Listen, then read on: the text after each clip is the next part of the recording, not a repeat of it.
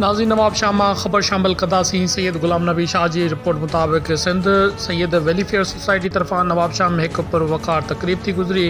जंहिंमें महिमान ख़ास सिंध सैयद वेलफेयर सोसाइटी जे चेयरमैन सैयद कुर्बान Ali Shah, Syed Akhtar Hussain Shah of Dadu, Syed Zahid Ali Shah of मोरो, सैयद सज्जाद हुसैन शाह काज़ी अहमद मुशावरत कई वई। सिंध सैयद वेलफेयर सोसाइटी जो यूनिट जो इफ़्तिताह कयो वियो, जंहिंमें चेयरमैन सैयद कुर्बान अली शाह नवाब शाह जे सिंध सैयद वेलफेयर सोसाइटी तरफ़ां सैयदनि खे उहिदा ॾेई पिणु चूंडिया विया, जंहिंमें नवाब शाह जे महिमान ख़ास इंजीनियर सैयद ज़ुल्फ़कार अली शाह, सैयद अरबाब अली शाह, एडवोकेट सैयद इमदाद अली शाह, सैयद गुलाम रसूल शाह, मनहड़ो काज़ी अहमद, सैयद अब्दुल नबी शाह सकरड ऐं नवाब शाह जे सैयदनि शिरकत कई। मशावरत खां बाद में सैयदनि जे मुतफ़िक़ा फ़ैसिले खां बाद में डिवीज़न अॻवान सैयद गुलाम रसूल शाह, तालके नवाब शाह जो अॻवान सैयद गुलाम नबी शाह चूंडियो वियो, जंहिंमें सैयद ज़वार शाह, सैयद फराज़ शाह, सैयद खुर्शीद शाह,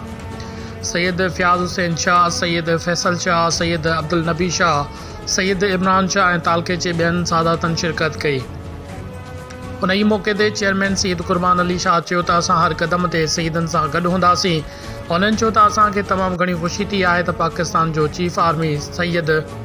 आसिफ़ मुनी शाह खे मुक़ररु कयो वियो आहे। असां सैयदनि जे तरफ़ां सैयद आसिफ़ मुनी शाह खे मुबारकबाद पेश कयूं था।